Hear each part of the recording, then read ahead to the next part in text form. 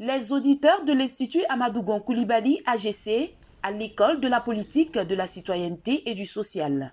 Dans le cadre des grands rendez-vous de partage d'expérience, Jacques Godfrein, président de France Volontaire, était face aux auditeurs pour un moment de formation et d'échange. La culture, la civilisation, les connaissances du Sud, elles nous importent beaucoup aussi. On a beaucoup à apprendre. Donc on a envie d'écouter les jeunes de Côte d'Ivoire par exemple. Il faut beaucoup travailler et être ouvert à toute connaissance nouvelle. Et comprendre l'autre, tolérant.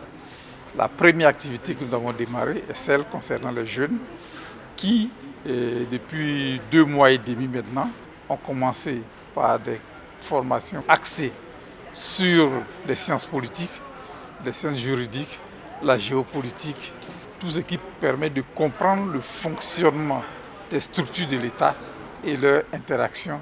Une initiative bien appréciée par les apprenants de diverses appartenances politiques, venus nombreux s'abreuver à la source du savoir afin d'aiguiser leurs connaissances en stratégie politique. En tant que jeunes, quelle doit être notre vision, quelle doit être notre constante en politique et comment nous devons nous orienter afin d'être des leaders demain.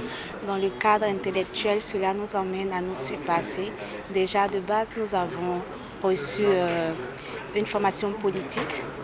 Cela nous apporte en tant que femmes beaucoup de responsabilités pour l'avenir. Le ministre de la Promotion de la Jeunesse, de l'Insertion des Jeunes et du Service Civique, par ailleurs, PCA de l'Institut AGC, a présidé cette rencontre hautement instructive. Ces jeunes auditeurs reçoivent toutes les semaines des formations et je me réjouis au nom du conseil d'administration qu'ils ont reçu aujourd'hui l'ancien ministre de la coopération française, Jacques Godfrein, qui a partagé son expérience avec ces jeunes et qui surtout leur a prodigué beaucoup de conseils qui doivent servir à les aider à servir leurs convictions au sein de leur futur parti politique ou des organisations de la société civile dans lesquelles ils ont décidé d'agir.